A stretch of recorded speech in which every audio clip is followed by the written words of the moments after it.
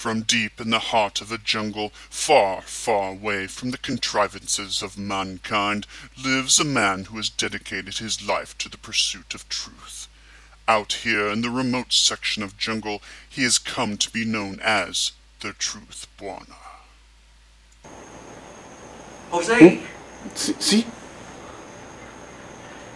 Hi there out there again. From deep in the heart of the jungle, we, that is Inga and me, and Jose, Hello.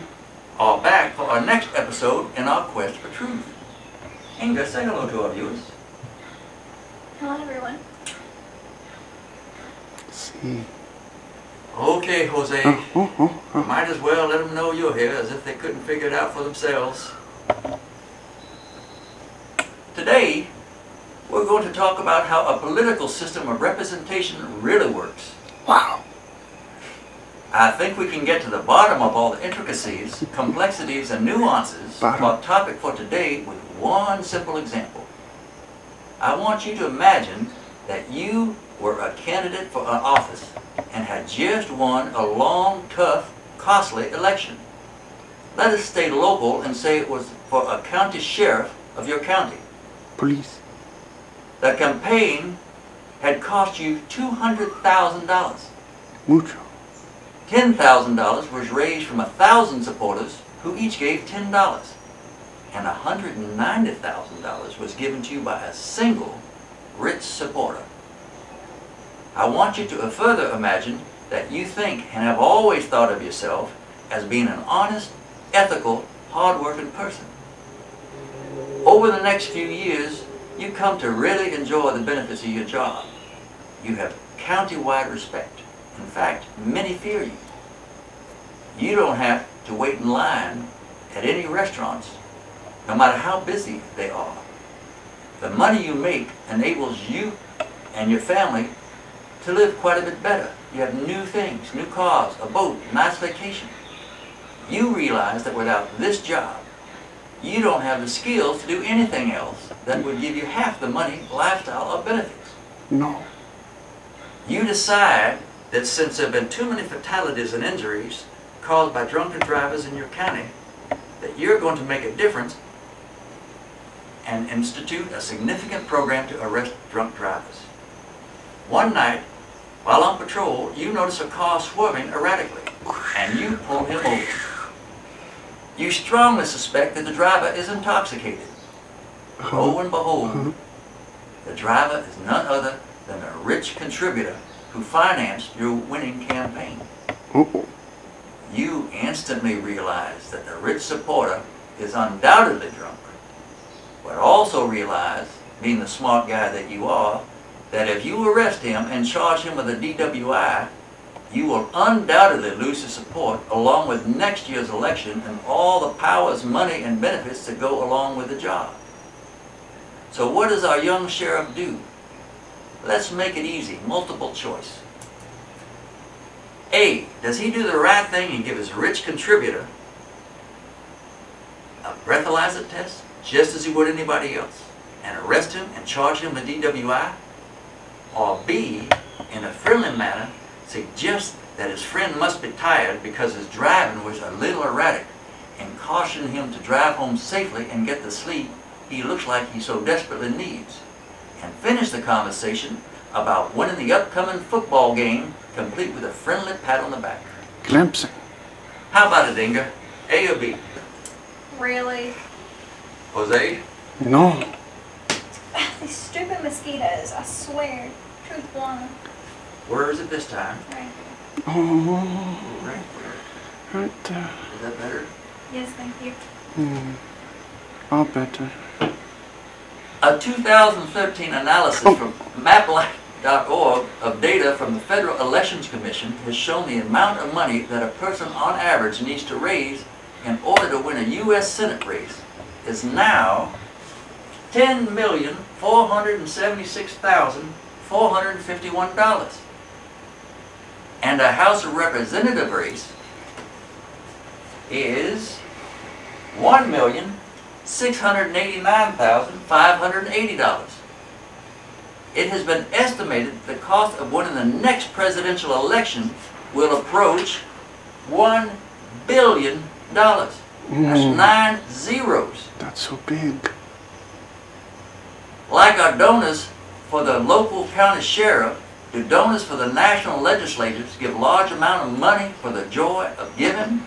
Of course not. Mm-mm. Or do you think they're expecting some favoritism for the investment? Well, duh.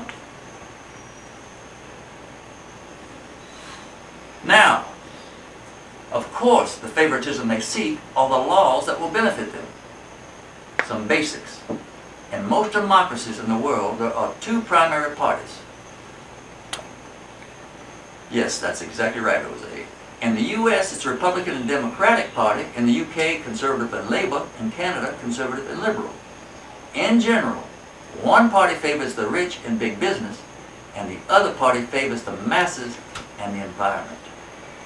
If the party that favors the rich and big business wins control of the legislative bodies, legislation such as lower taxes on the wealthy, lower taxes on business, a lessening of social programs, controls on the environment, and other controls that would make it easy for big business to run their businesses with less government interference will come forth. If the party that favors the masses and the environment wins control of the legislative bodies, legislation such as higher minimum wages, access to health care, greater unemployment benefits, and tighter environmental Jose, controls. stop.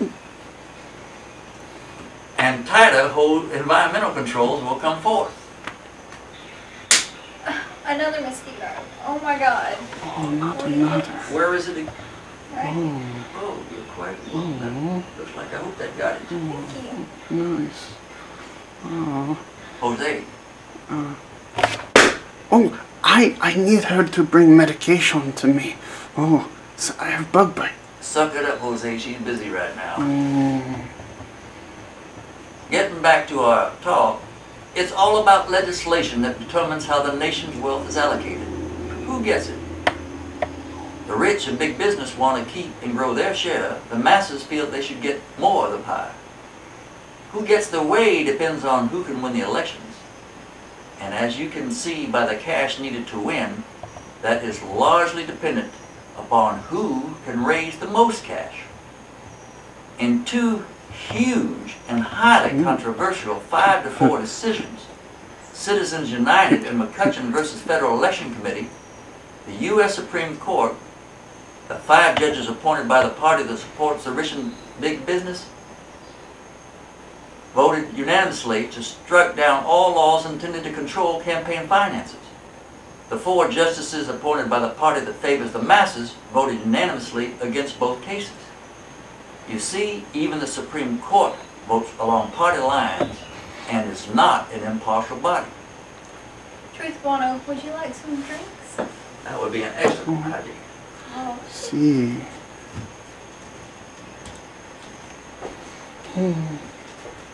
Like a resident in the county of our sheriff who hopes for fairness and justice, we see now that laws are bought and sold just like all other marketed commodities.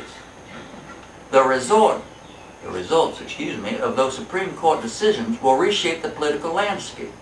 Even worse, much worse than before, politics and legislation will be about which party can raise the most money.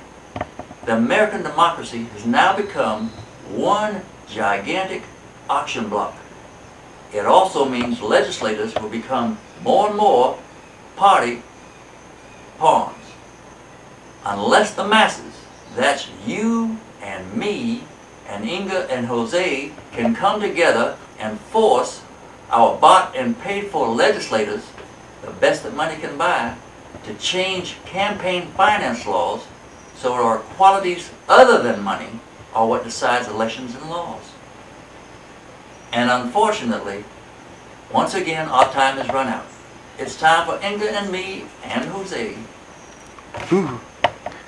Gracias.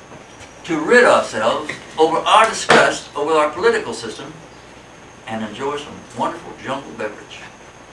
So until next time, so long for now. Bye, guys.